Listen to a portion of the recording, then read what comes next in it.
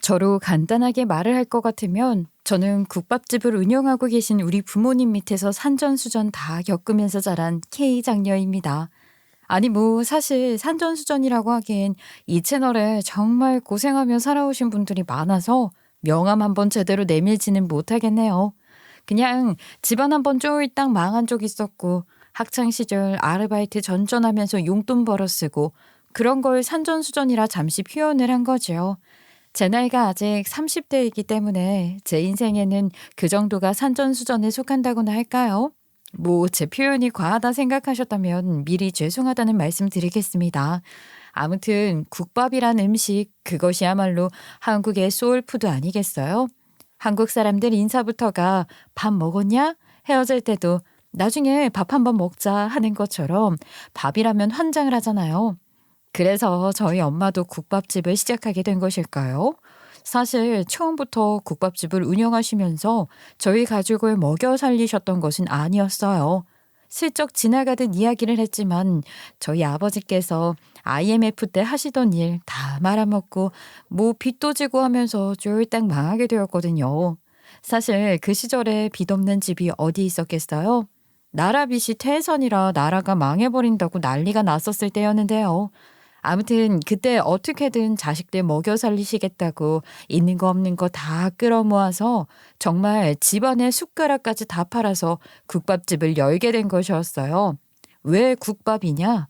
그래도 음식 장사를 하면 자식들이 굶지는 않겠지 하는 생각을 하시고 열게 된 것이라고 하더라고요. 심기일전, 칠전팔기 이런 마음으로 단단하게 각오하고 연 국밥집이었대요. 내가 말이야 정말 손톱이 빠지게 열심히 일했다니깐.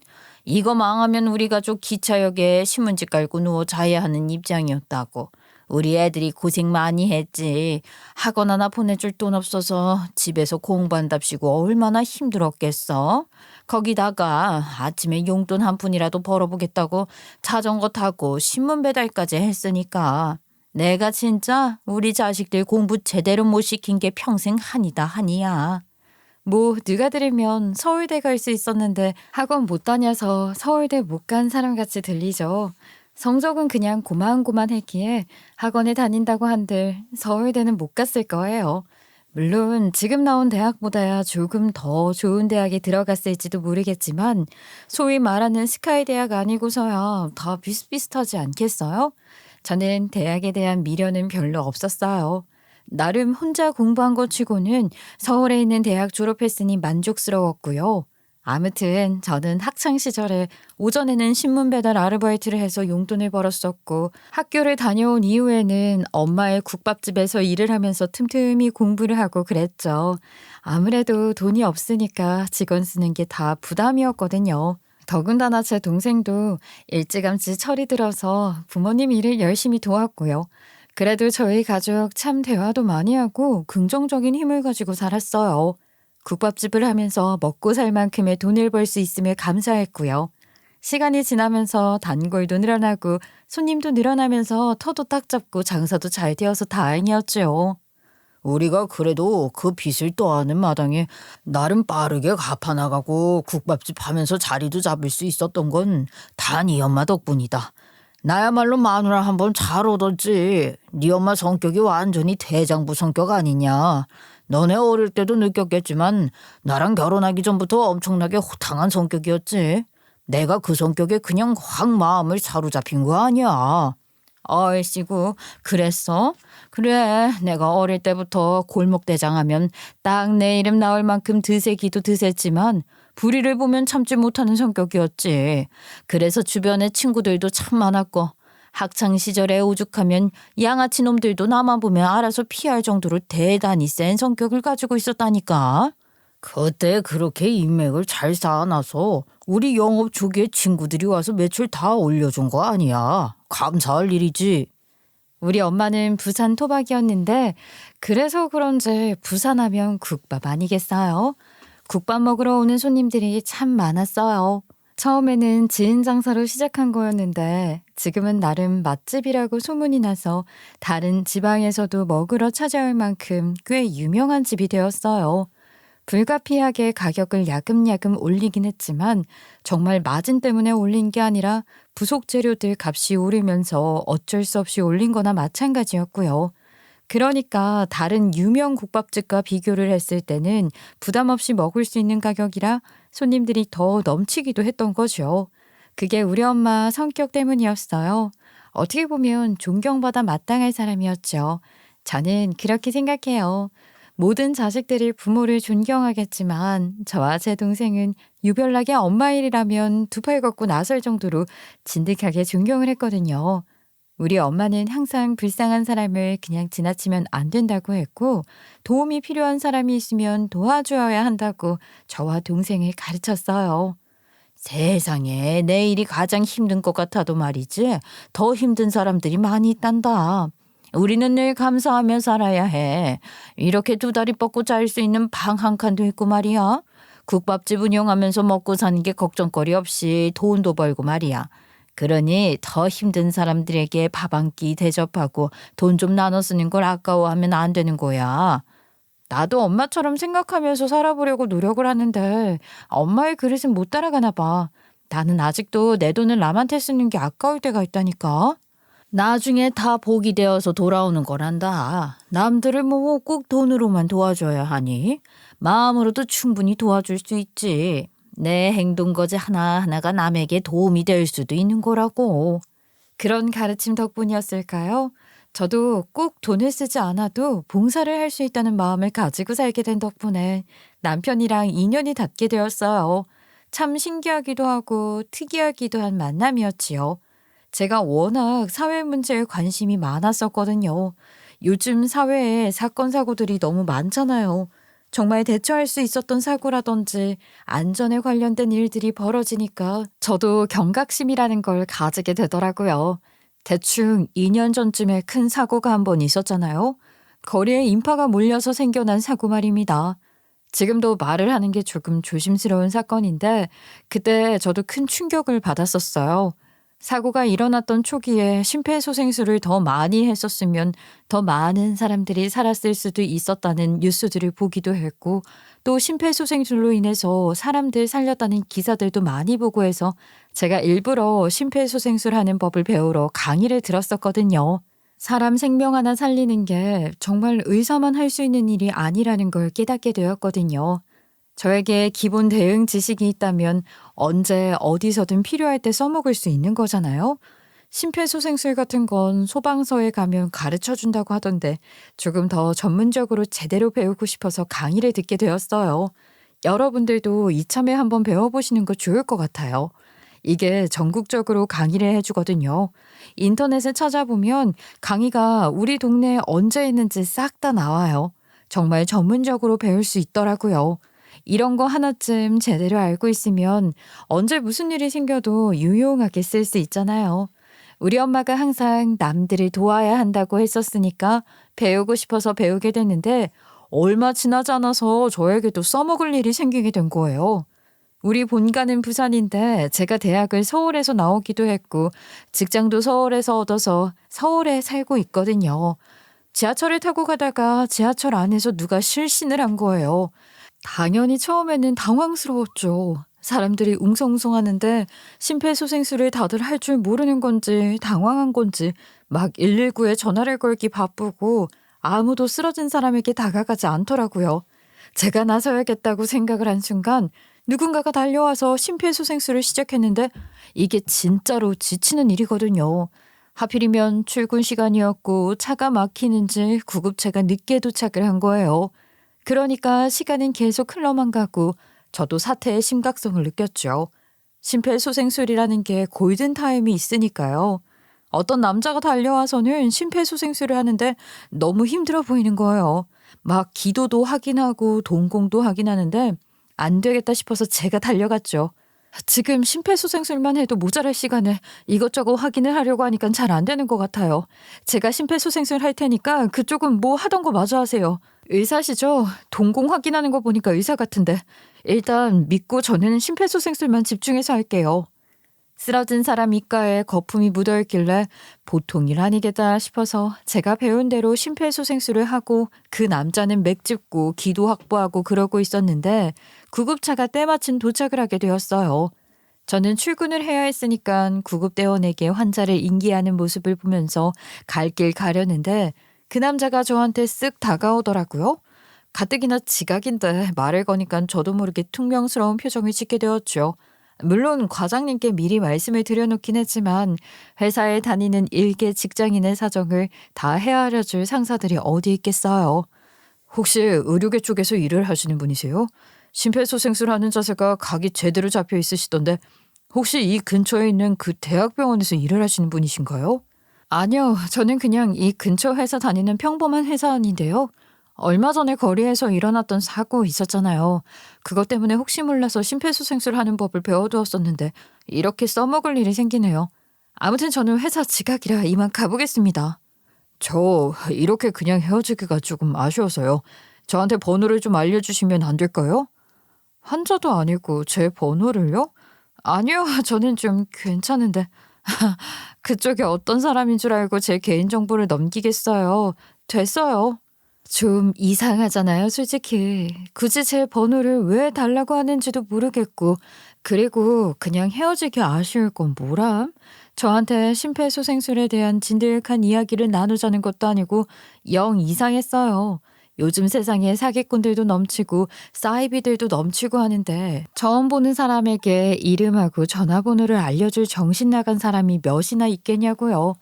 어떻게든 자리를 피하려고 엉거주춤한 자세로 슬금슬금 뒤로 물러나는데 환자를 싣고 가던 구급대원이 저희에게 달려오더니 이것저것 물어보대요. 혹시 사고가 일어난 시간을 기억하십니까? 심폐소생술이 몇 분간 이루어졌는지, 이 사람이 쓰러진 모습을 보셨는지 몇 가지 좀 여쭤볼게요. 지금 환자를 이송 중에 있으니까 일단 두 분 성함하고 전화번호 좀 알려주시면 감사하겠습니다. 환자분 인계하는 과정에서 필요한 부분이거든요. 옆에 그 남자가 있는데 제 이름하고 전화번호를 알려줘야 한다는 게 찜찜했지만 구급대원이 알려달라는데 어쩌겠어요. 제 번호랑 이름을 알려주었지요. 옆에 있던 남자가 받아 적는 것 같은 모습은 아니라서 안심을 했는데 제 번호를 한 번 듣고 외운 건지 뭔지 연락이 왔어요. 제가 무례하게 전화번호를 외워 연락드린 점 정말 사과드립니다. 근데 제가 이렇게 연락을 안 드리면 평생 후회할 것 같아서요. 제가요, 첫눈에 반했습니다. 그 문자 메시지를 받고 저는 솔직히 미친놈인가 싶었어요. 첫눈에 반했다니 저는 바로 무시를 해버렸죠. 근데 이게 참 사람 인연이라는 게 특이하대요. 그 전까지는 의식을 하고 있지 않아서 몰랐던 건지 뭔지 출근 시간에 같은 지하철역에서 만났으니까 아무래도 같은 동네에 있는 직장에 다닌다는 이야기나 마찬가지였고 만날 가능성이 그만큼 높다는 이야기가 되는 거더라고요. 거기다가 소방서에서 저희가 심폐소생술을 한 덕분에 쓰러졌던 환자분이 정신을 차리게 되었다면서 사례를 하고 싶다고 연락을 해주신 거예요. 어쩔 수 없이 소방서에 찾아가 환자분이랑 만남을 하게 되었고 그 바람에 그 남자랑 또 마주치게 되었어요. 아이고, 젊은이들 덕분에 내가 이렇게 새 생명을 얻은 거나 다름없어. 저기에 심폐소생술을 하지 않았더라면 그대로 눈 감을 뻔했다고 하지 뭐야. 젊은이들이 내 생명의 은인일세. 내가 사례를 꼭 하고 싶은데 받아주면 안 되겠나? 아니요. 제가 사례금 같은 걸 받고 싶어서 심폐소생술을 했던 게 아니었어요. 그냥 마음만 받을게요. 저는 그걸로 충분해요. 대가를 바라고 한 일이 전혀 아니니까요. 이렇게 이겨내고 살아나 주셔서 제가 더 감사하죠. 말도 아주 이쁘게 하시는 저자구먼. 내가 사례를 꼭 하고 싶은데 안 받겠다고 한다고 모른 척하면 안 되지 않겠나? 돈이 부담스러우면 둘이서 밥 한 끼 할 수 있게 호텔 뷔 100건이라도 주고 싶은데 말이야. 내가 사실은 호텔에서 일을 하는 사람이거든. 그러니까 두 분이 와서 꼭 같이 밥 먹어줬으면 좋겠네. 내가 아주 뷰 좋은 자리로다가 딱 대접을 할 테니까 말이야. 돈을 받기 싫으면 밥이라도 꼭 와서 먹어달라고 부탁을 하시는데 어찌 거절을 할 수 있겠어요. 졸지에 그 남자랑 같이 밥을 먹게 되었죠. 사실 저는 그냥 대충 둘러대고 못 간다고 하려고 했는데 그 남자가 저를 붙잡더라고요. 혹시 안 오시려는 건 아니죠? 그러시면 저 할아버지께서 좀 서운해하실 것 같은데 그러지 말고 같이 먹어요. 거기 호텔 뷔페 엄청 비싸고 좋은 데라고 소문도 난 곳이잖아요. 너무 아깝지 않겠어요? 사실 그 호텔 뷔페 예약도 어렵고 가격도 비싸고 그런 곳이었거든요. 저도 살면서 한 번쯤은 가볼 수 있으려나 하는 곳이었는데 괜히 부담스럽다고 좋은 기회 놓치는 것 같은 기분이 들더라고요. 어차피 공짜 밥인데 에라 모르겠다 싶어서 그 남자랑 같이 밥을 먹게 되었어요. 밥 먹는 내내 좀 부담스럽긴 했죠. 그 남자가 저한테 한눈에 반했다고 하더니만 궁금한 게 한두 가지가 아니었나 보더라고요. 밥 먹는 내내 졸졸 따라붙어서 질문을 하는데 근데 그게 또 싫지만은 않았어요. 물어보는 질문들이 좀 가볍기도 하고 귀엽기도 했었거든요. 혹시 나이가 어떻게 되는지 물어봐도 될까요? 딱 외적인 걸로만 봐서는 20대 후반 같으신데. 지금 저 기분 좋으라고 하시는 말씀이시죠? 제가 이래봬도 사회에서 좀 썩어서 얼굴이 20대 같지는 않을 텐데요. 저 30대예요. 진짜요? 저는 전혀 30대라고 생각 못했어요. 성함은 이미 구급대원분께 들어서 알고 있고 혹시 직업은 어떻게 되세요? 지금 저 취조당하는 거 아니죠? 밥 먹으러 온 건데. 그냥 회사원이에요. 근데 보통 직업 물어볼 때는 본인 직업 먼저 말하고 물어보지 않나요? 제가 이런 자리가 또 처음이라 긴장을 좀 해서 그래요. 물론 저희가 뭐 소개팅을 하는 건 아니지만 마음에 드는 여성분이랑 같이 밥 먹을 시간이 별로 없어서 제가 의사거든요. 물론 자랑하는 거 아닙니다. 그냥 제 직업이 그렇다고요. 아, 의사셨구나. 근데 동공 확인하고 맥 짚고 하는 거 보고 의사인가 싶긴 했어요. 심폐소생술 배울 땐 그런 거 안 알려줬거든요. 그럼 저희 매번 내리던 그 역 근처에 있는 대학병원에서 일하시는 거예요? 네, 맞아요. 그 사건 이후에 지하철역에서 두 번 정도 더 뵀었는데 인파가 많아서 아는 척은 못했어요. 제가 말이 너무 많았나요? 말없이 밥 먹는 것보다야 덜 어색하고 좋네요. 의사시면 많이 바쁘실 텐데 오늘은 용케 시간이 나셨네요. 혹시 몰라서 후배들 줄줄이 재워놓고 왔습니다. 제가 인생 결전의 날이라고 꼭 해야 하는 데이트라고 했더니만 후배들이 제발 장가 가라면서 본인들이 알아서 하겠다고 연락도 안 하겠다고 하더라고요. 좀 부담스러우셨으면 죄송합니다. 근데 제가 처음에도 말씀드렸다시피 첫눈에 반했거든요. 저에게 수줍게 이야기를 하는데 그 저돌적인 모습이 또 싫지 않더라니까요. 저도 연애를 너무 오래 쉰 탓인가 싶었죠. 나이는 저보다 2살이 많은 사람이었어요. 뭐 의사라고 하니까 이상한 사람은 아니겠다 싶더라고요. 이래서 사람 직업이 그렇게 중요하다고 하는 건가 봐요. 의사라는 그 직업 자체로 신뢰가 생기니 말입니다. 아무튼 그날 밥 잘 먹고 인사를 하고 헤어지려고 하는데 저한테 다음에 또 보고 싶다고 말을 하더라고요. 다음이요? 아니, 오늘이야 뭐 저희가 도움을 드렸던 분께서 식사 대접해 주신 거라 쳐도 다음에는 무슨 명목으로 만나요? 다음에는 제가 그냥 밥 한번 대접하고 싶다고 생각해 주시면 안 될까요? 제가 호텔 뷔페만큼 맛집이라고 장담할 수 있는 식당에 꼭 모셔가고 싶습니다. 제가 이러는 거 너무 부담스럽게만 생각하지 마시고 연애 초보가 제대로 반했다 생각하고 뭐든 귀엽게 봐주시면 안 될까요? 아니, 그걸 무슨 두 손 불끈 쥐고 할 이야기인가 싶긴 한데 근데 좀 궁금하네요. 세상에 의사라는 직업을 가지고 있으면 좋다고 따라다니는 여자들도 많을 테고 또 주변에 돈 잘 벌고 똑똑한 사람들이 많을 텐데 왜 굳이 저한테 이러시는지 모르겠어요. 환자가 생기자마자 정의감이나 사명감에 불타서 심폐소생술 하시는 거 보고 반했어요. 의사시면 주변에 그런 사람들 많을 거 아니에요. 허구한 날 사람들 생명 살리는 직업인데 갑자기 저한테만 그런 감정이 느껴진다고요? 의사들은 당연히 해야 할 일이지만 연아 씨는 그냥 평범한 회사원이잖아요. 이게 의무가 아닌데도 불구하고 그 번잡한 곳에서 누구보다 먼저 뛰쳐나와서 심폐소생술을 하는 거 보고 반했습니다. 의사인가 싶었는데 좀 서툰 부분이 있더라고요. 보통 출근길에 그런 상황을 마주치게 되면 출근이 먼저지 사람 살리는 게 먼저겠어요. 의무나 사명감이 있는 것도 아닐 텐데요. 저야 의사니까 당연히 생명을 살려야겠다는 생각을 하고 덤빈 거지만 연하 씨는 아니잖아요. 그런 생각을 왜 하겠어요? 그냥 단순히 오지랖이 넓은 사람이라 그럴 수도 있지 않겠어요? 제가 뭐 매번 이렇게 달려들 수 있는 사람은 아니고 저도 바쁜 일이 있었으면 모른 척 했을지도 모르죠. 근데 안 그러셨잖아요. 남 일임에도 불구하고 남 일 같지 않게 행동하는 걸 보고 저랑 정말 잘 맞을 것 같다는 생각이 들었습니다.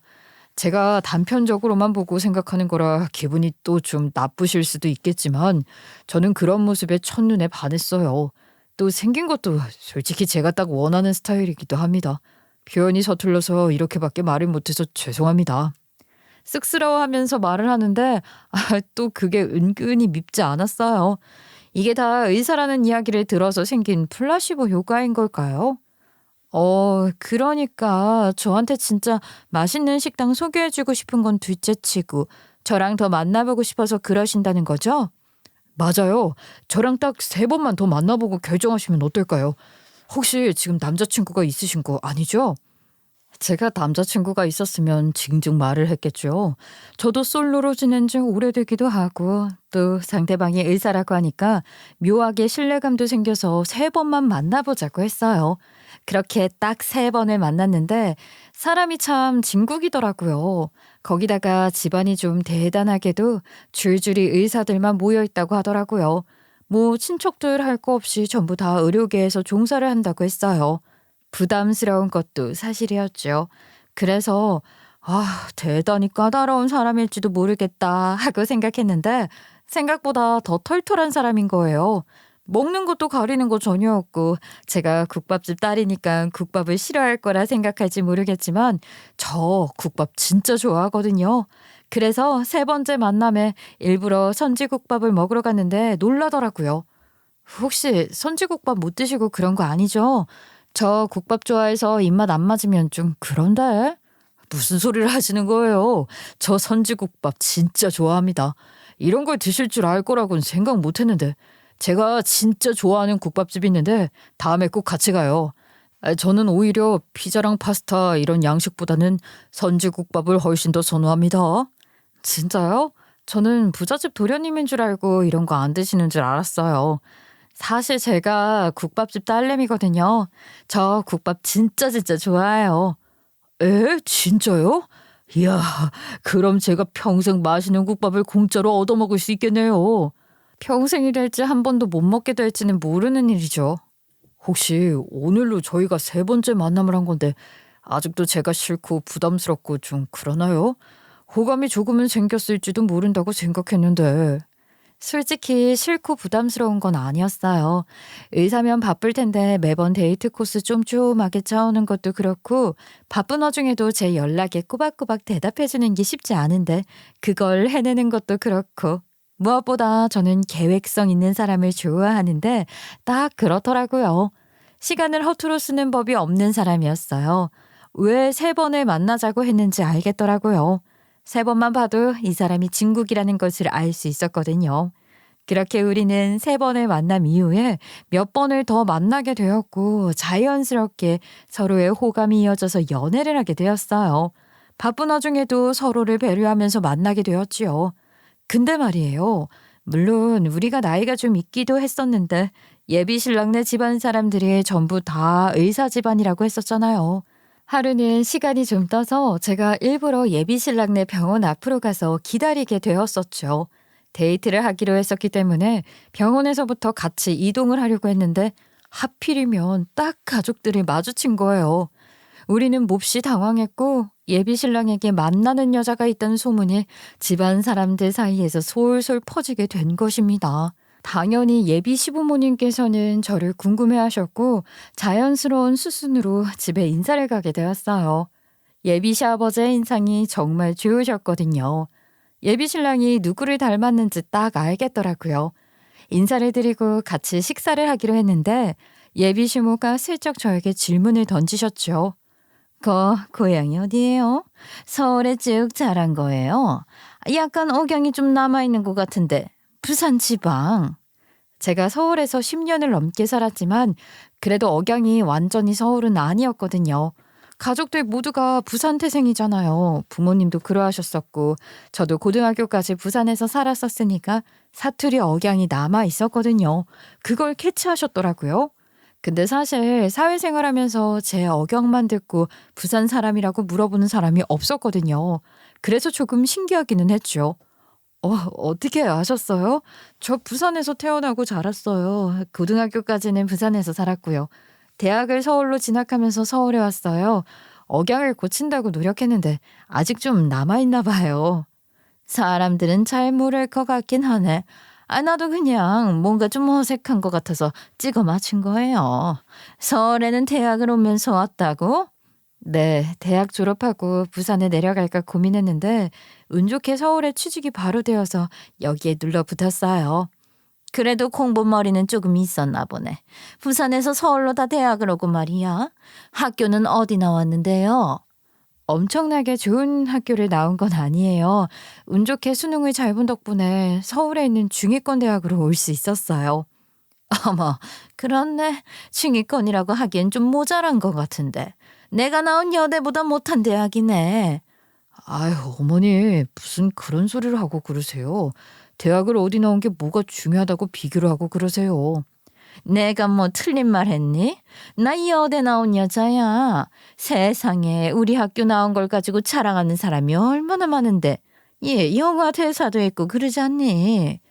예비 시어머니가 그렇게 이야기를 하는데 제가 뭐 무슨 말을 해야 할지 모르겠더라고요. 학군만 따지고 보면 제가 졸업을 한 대학이 예비 시어머니가 나온 여대보단 못한 대학이기는 했거든요. 그냥 할 말이 없어서 허허 웃고 넘어가려고 했어요. 근데 본격적인 시련은 거기서부터 시작이었어요. 제가 나온 대학이 마음에 안 들었던 건지 아니면 제가 부산 출신인 게 마음에 안 들었던 건지 내내 투집을 잡으시는 거예요. 내가 처음 보는 자리에서 이런 이야기를 하는 게 조금 그렇긴 한데 직장이 너무 평범해도 평범한 사무실이네. 나는 말이야 우리 아들이 의사잖아.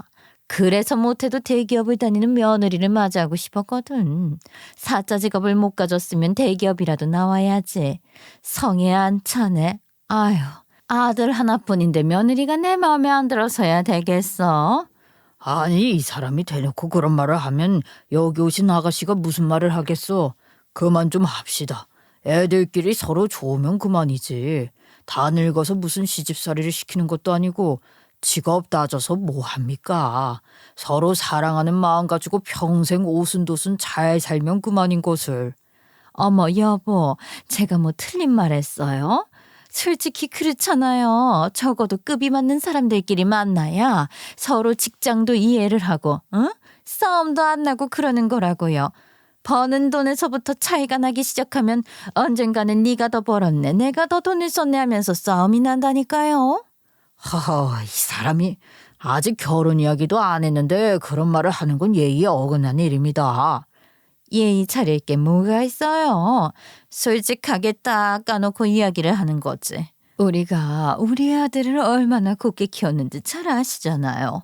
다른 걱정 하나도 하지 않을 수 있게 공부만 시키고 의사 되게 만들려고 노력을 했는데 서포트해줄 여자가 오는 것도 아니고 대학도 시원치 않은 애가 왔으니 속이 얼마나 상하겠냐고요.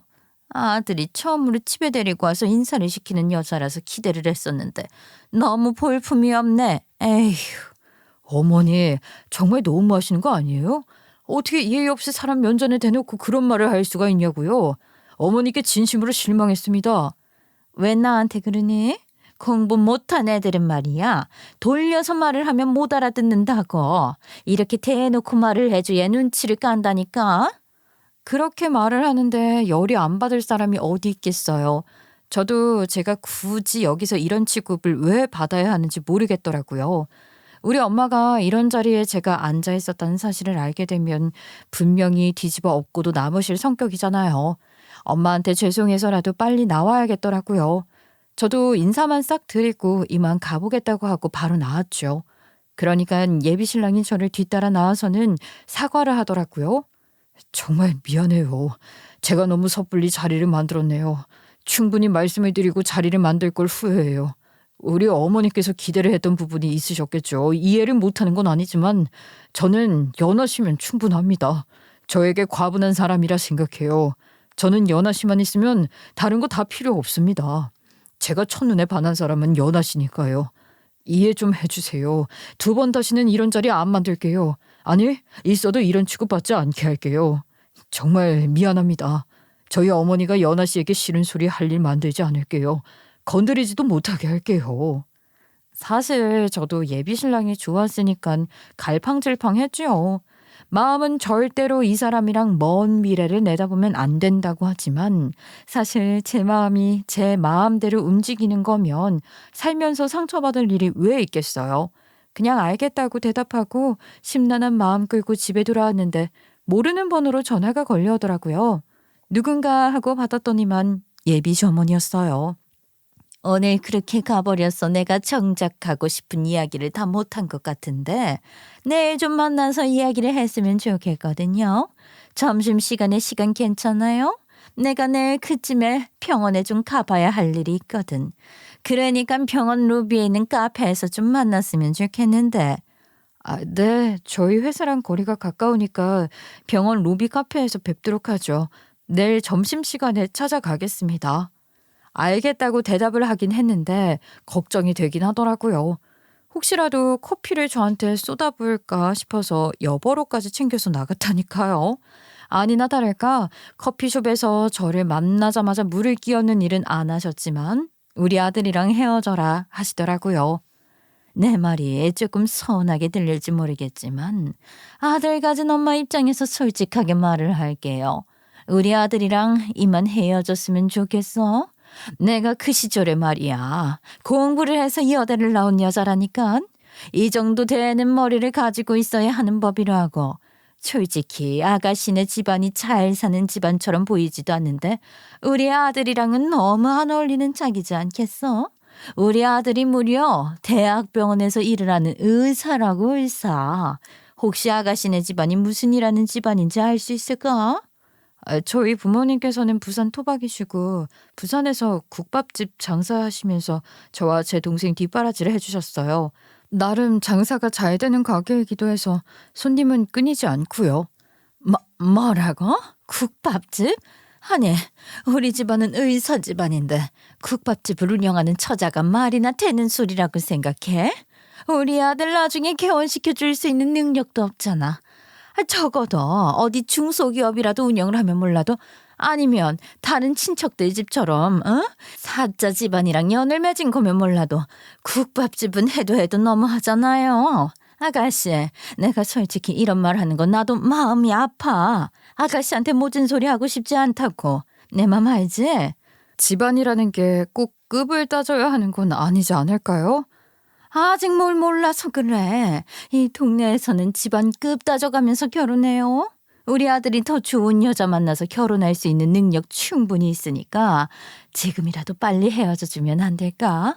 우리 아들 이야기 들어보니까 또 우리 아들이 좋아서 쫓아다닌 거라고 하던데 아가씨가 거절해주면 좋잖아. 지금이라도 새 여자친구를 만나야 연애도 하고 결혼도 하고 하지 않겠어? 나이도 있는데. 저는 죄 지은 사람처럼 아무 말도 못하고 고개를 푹 숙이고 앞에 놓인 커피만 쪽쪽 빨고 있는데 누가 제 팔을 확 잡더라고요. 놀래서 보니까 씩씩거리면서 저를 찾아온 예비 신랑이었어요. 어머니, 지금 뭐 하시는 거예요? 아니, 점심시간에 굳이 찾아와서 지금 이 사람 만나서 무슨 얘기를 하시는 거냐고요? 어머, 이 여우 같은 기집애? 혹시 우리 아들한테 오늘 나 만난다고 일렀어요? 정말 너무하네. 내가 둘이서만 이야기하자고 했잖아. 아니요. 저는 아무 말도 하지 않았는데요. 여기는 어떻게 찾아온 건지 저도 궁금한데요. 어제 어머니께서 밤에 통화하는 거 다 들었어요. 점심시간에 병원 로비 카페에서 만나자고 하신 거요. 이 사람 만나서 무슨 이야기 하셨어요? 솔직하게 말해보세요. 어머니께서 이러면 이럴수록 저는 더 이 사람이랑 평생을 함께하고 싶어진다고요. 제가 반발심 큰 건 모르세요?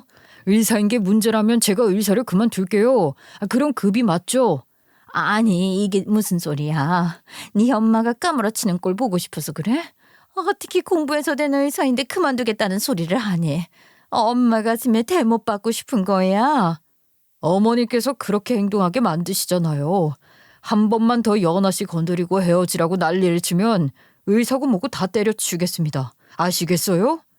큰 소리로 선포를 하는데 병원 로비 카페였으니까 이목이 집중되는 건 당연한 일이었죠. 그게 또 병원 내부에 소문이 쫙 난 거예요. 김 선생님이 세기말 사랑을 한다고 응원한다고 아주 그냥 병원 내부가 떠들썩했다더라고요. 예비 시아버지가 그 말에 두 손 두 발 다 든 거죠. 이렇게까지 소문도 나고 둘이 좋아 죽겠다는데 어른들이 반대하고 나서면 그게 무슨 쪽팔리는 일이겠어. 당장 결혼 준비 시키자고. 아이고, 내가 우리 아들을 어떻게 키웠는데 국밥집 딸내미가 말이나 되는 소리냐고요. 나도 이 여대를 졸업했는데 며느리가 나보다 못한 대학 나온 게 말이 되냐고요. 예비 시어머니가 알아누웠지만 어쩌겠어요. 예비 신랑은 예비 시아버지의 허락이 떨어지자마자 신나서 당장 상견례 하자고 아주 그냥 난리가 났죠. 상견례 날을 잡자 하는데 우리 집이 국밥집을 하니까 시간이 애매한 거예요. 당장 쉬는 날 만들어서 올 수도 없고 해서 3주 뒤에 만나기로 했어요. 근데 그 사이에 예비 시어머니한테 한 번 더 연락이 왔어요. 진짜 단둘이서 한 번 보자고요.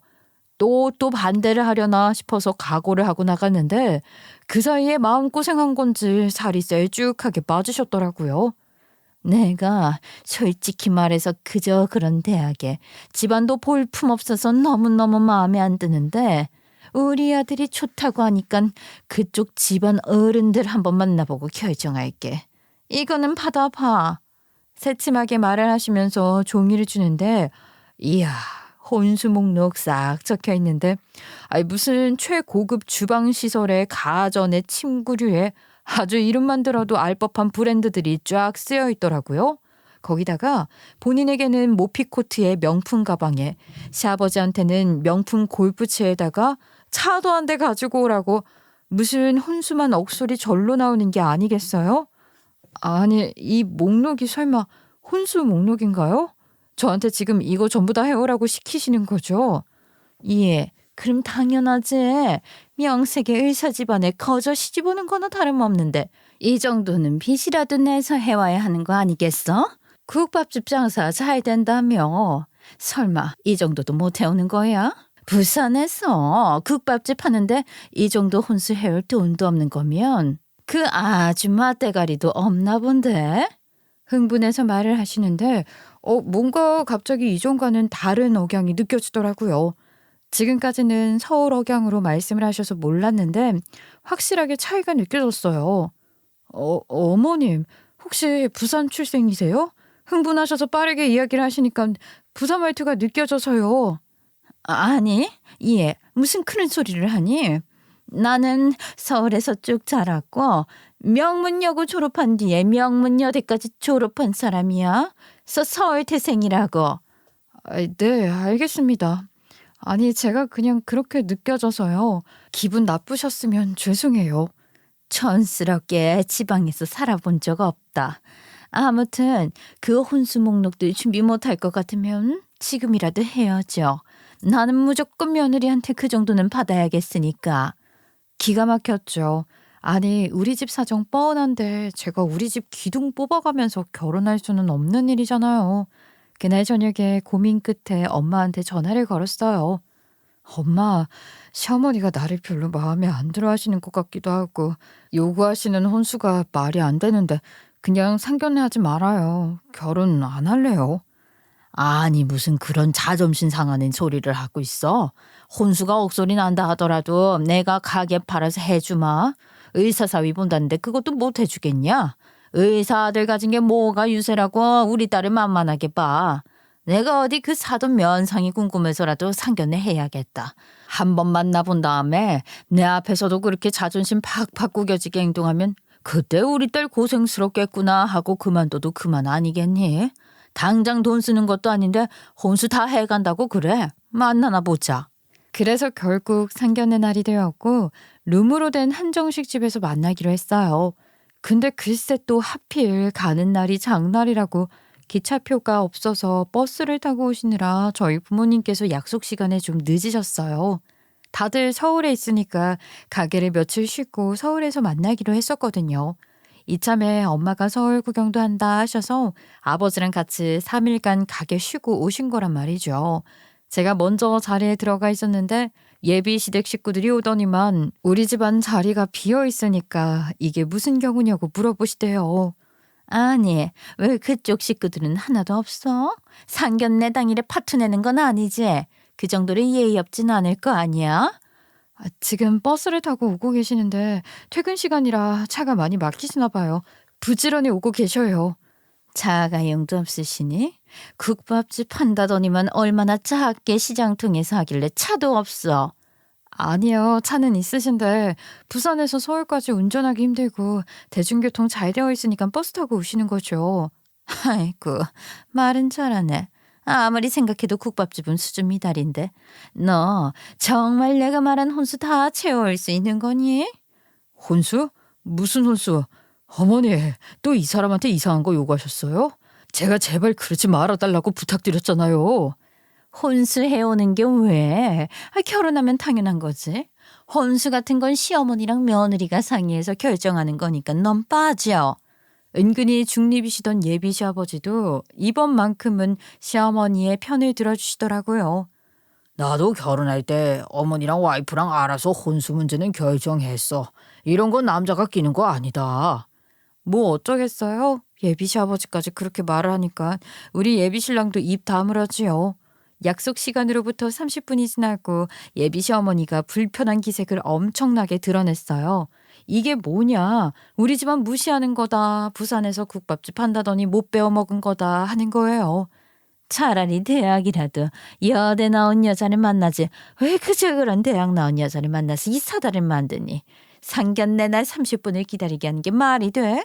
명색이 의사 집안인데 급이 안 맞지 안 맞아. 그 순간 우리 부모님이 늦어서 죄송합니다 하시며 등장을 했어요. 그걸 놓치지 않고 예비 시어머니가 뭐라 했지요. 그 안이 일찍 출발을 하셨어야죠. 아무리 그래도 처음 뵙는 자리인데 너무 경우 없는 거 아닌가요? 이래서 지방 사람들이 문제야 문제. 근데 분명 불같이 굴 것 같았던 우리 엄마가 시어머니 얼굴을 빤히 보더니만 갑자기 반가워하는 기색을 표하시더라고요. 어머머, 너 박정숙? 정숙이 아니니? 맞지 정숙이? 누구세요? 나야 나 이 말자. 너 정숙이지? 어머 얘 너 서울 갔다더니 아주 그냥 팔자가 확 피었나 보다.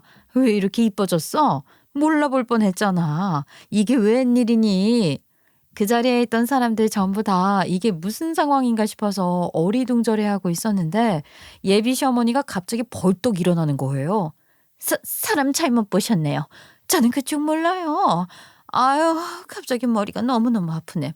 오늘은 날이 아닌가 보다. 다음에 다시 이야기하는 게 좋겠어요. 죄송해요. 아니 어머니, 자리에 사람들 다 모였는데 갑자기 다음에 보자는 게 무슨 말이셔요. 식사는 하고 가셔야죠. 머리가 너무 아파서 쓰러질 것 같단 말이야. 당장 집에 가서 누워야겠어. 제가 경우 없이 그래서 죄송합니다만 저 집에 가봐야겠어요. 다음에 다시 약속 잡고 만나요. 최대한 빠른 시일 내에 부산이든 서울이든 만납시다. 죄송해요. 가볼게요. 그 말을 끝으로 헐레벌떡 나가는데 나가는 예비 시어머니를 아무도 붙잡지 못했다니까요. 예비 시아버지도 황당해서 어쩔 줄 몰라 하셨죠. 아이고, 그거 너무 죄송합니다. 식사값은 계산할 테니 저희 아들이랑 식사하고 오셔요. 저는 제 안사람 걱정이 되어서 따라가 보겠습니다. 졸지에 낙동강 오리알 된 저랑 예비신랑이랑 우리 부모님 넷이서 밥 먹었어요. 진짜 어이가 없어서. 근데 우리 예비신랑이 엄마한테 물어봤어요. 저희 어머니를 아세요? 아니, 정숙이 맞지. 어머님 성함이 박정숙 아니야? 아유, 내 고등학교 동창 같은데. 장모님 부산에서 쭉 사셨다고 안 하셨어요? 맞지. 나 부산을 떠난 적이 없지. 정숙이도 부산에 살다가 서울로 이사 간 건데. 이게 뭔 소린가 싶었죠. 분명히 예비 시어머니가 서울에서 쭉 자랐다고 했잖아요. 예비 신랑도 예비 시어머니가 서울 태생이라고 말을 하고 더 이상은 이야기를 나누지 않았어요. 그날 뭔가 찝찝한 상태로 밥 먹고 헤어졌는데 예비 시어머니한테 연락이 온 거예요. 내가 아주 긴히 할 이야기가 있으니까 내일 좀 일찍 만나서 이야기 좀 하자. 안사돈도 모시고 나와. 어차피 부모님께서 3일간 서울에 계실 거라 알겠다고 했죠. 엄마, 내일 예비 시어머니가 엄마랑 셋이 모자시대? 엄마 진짜 아는 사람이야? 아니, 정숙이 맞는 것 같은데 말이야. 근데 얼굴이 좀 다르긴 해. 정숙이는 좀 더 못난이었거든. 내가 사람을 착각했나? 서울에서 쭉 자랐다고 하는 걸 보면 내가 아는 정숙이가 아닐 수도 있고. 아이, 나이 들면 다 비슷비슷하게 바뀌긴 하잖니. 의문만 가득 품고 결국 엄마가 아는 박정숙이 예비 시어머니가 맞는 건지 아닌 건지 확인을 하지 못한 채 약속 장소에 나갔더니 안절부절 못하는 예비 시어머니가 있더라고요. 우리 엄마랑 같이 나갔더니만 냉수 한 잔 벌컥 들이키고서는 빤히 쳐다만 보는 거예요. 엄마가 입을 먼저 여셨죠. 아무리 생각해도 말이야. 너 정숙이 맞지? 부산에서 우리 같은 고등학교 졸업했잖아. 나 이 말 잘하니까. 정숙이 너 서울 가서 완전 용됐다. 응? 내가 정말 사람 착각한 거야? 그래, 나 박정숙 맞아. 너랑 고등학교 동창. 어떻게 여기서 이렇게 딱 만나니? 용됐지. 난 눈치 봤거든, 2번이나. 한 번에 알아볼 줄이야. 그래, 이렇게 사돈이 될 자리에서 만나고 말이야. 내가 어제 얼마나 놀랐다고. 아니, 같이 공장에도 취직해놓고 소리 소문 없이 왜 서울에 간 거야? 부산이 지긋지긋해서 거기서 살아봐야 평생 그 나물 그 밥일 것 같아서. 그래서 말인데 우리 남편은 몰라. 뭘 몰라? 네가 나랑 고등학교 동창인 거? 아니면 공장에 취직했다가 월급 갑을 받고 튄 거? 다. 내가 부산 출신인 것도 몰라. 코졸인 것도 몰라. 나 여대 나온 줄 안다고. 그렇게 말을 하면서 갑자기 눈물을 팍 터트리는데 저 진짜 너무 당황했잖아요. 아니, 얘, 너 고졸이면서 대학 나왔다고는 왜 거짓말을 한 거야? 의사 집안에 시집 가려고 거짓말 좀 했다. 졸업 앨범이고 졸업장이고 전부 집에 불러서 사라졌다고 했더니만 믿어주더라고.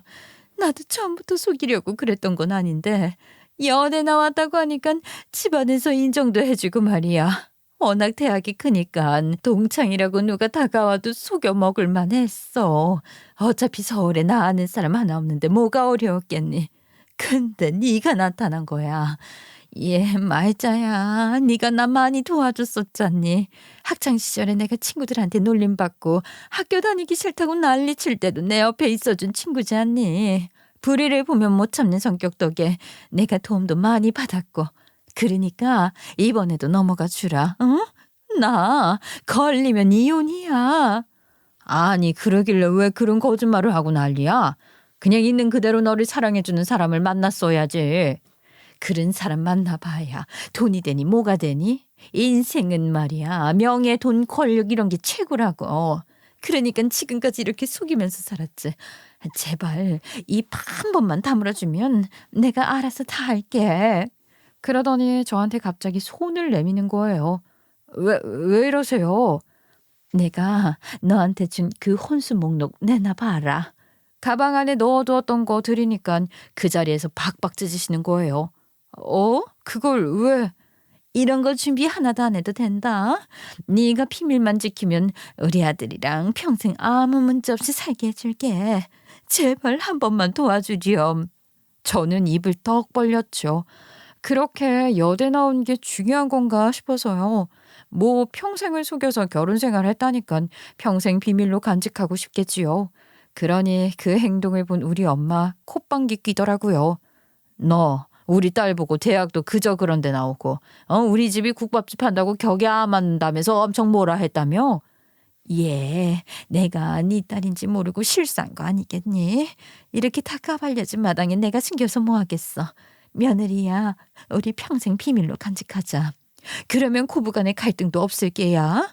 내가 너한테 무슨 잔소리를 더 할 수 있겠니? 네가 내 약점을 쥐고 있는데. 그러면서 냉수 한 잔을 더 벌컥벌컥 마시더라고요. 저야 손해볼 거 없다 싶더라니까요. 우리 엄마가 엄포를 딱 놓더라고요. 우리 딸 시집살이 시킬 생각 하덜덜 말어. 아주 그냥 한 번만 더 무시했다가는 여대 나온 게 뭐람. 부산 총구석에서 친구들한테 놀림이나 받던 박정숙이라는 거 내가 나서서 까발릴 거야. 알겠어? 내가 한 입으로 두 말 하겠니? 비밀만 지켜주면은 앞으로는 아무 걱정 없게 살게 해주마. 혼수고 나발이고 저런 거 다 필요 없으니까 그냥 몸만 와 몸만. 대신에 무조건 비밀은 지키는 거야. 예비 시어머니가 부르르 떨면서 이야기를 하는데 와 오죽 속여 먹었으면 이렇게까지 하는구나 싶더라니까요. 하긴 뭐 20살에 공장 취직해서 갑을 받아 튀었다는데 그럼 그때부터 지금까지 40년 넘도록 속여온 거 아니겠어요? 저한테 집안에서 알게 되는 즉시 자기는 죽은 목숨이라며 맨몸으로 쫓겨나게 될 거라고 살살 빌더라고요. 나 위자료 물어줄 돈 없다. 무조건 비밀로 해줘. 집안에서 누가 무시를 한다거나 괴롭히면 내가 나서서 다 카바 쳐주마. 비밀만 지켜주면 말이야. 감사합니다. 그럼 제가 입 꾹 다물게요, 어머님. 그렇게 시어머니의 비밀을 알게 된 이후에 우리는 초특급으로 결혼을 했고 지금 신혼 2개월 차 열심히 친척집에 인사드리러 다니는 중입니다. 근데 글쎄 우리 시어머니가 제가 혹시라도 말실수할까봐 제 옆을 졸졸 쫓아다니는 거 있죠. 오죽하면 집안 어르신들이 며느리가 그렇게 이쁘냐고 난리예요. 실상은 다른데 그걸 모르니까 그렇게 보이나 봐요. 우리 시아버지는 갑자기 태도 전환한 시어머니를 의아해하면서도 시어머니가 아유 제 며느리 된 김에 내가 지키겠어요 하고 나서니까 뭐라 말도 못하고 의문만 품었죠. 그래서 장모님이랑 어머니랑 무슨 사이셨어요? 진짜 뭐 동창이고 그러셨던 거예요? 아유 내가 사람을 착각했지 뭐냐. 내 동창 중에 정숙이라고 있었는데 아니 정숙이들은 다 얼굴 비슷비슷한가 봐. 근데 내 친구 정숙이는 저렇게 안 이뻤어. 못난이었지. 궁금해서 소식 물어보니까 걔는 부산에서 뭐 잘 살고 있다더라. 안사도는 평생 서울에서만 살았다는데 아 내가 어찌 알아? 착각한 거야. 박정숙 우리 시어머니의 비밀은 엄마랑 저랑만 안다는 사실 끝까지 모르쇠로 굴면 어찌 알겠어요? 다들 마음속에 비밀 하나 품고 사는 거죠. 영원한 비밀은 없다고 하지만 일단은 결혼해서 행복하게 살려고 합니다. 많은 응원 부탁드리고요. 제 이야기 들어주신 여러분도 항상 행복만 가득하시길 바라겠습니다. 감사합니다.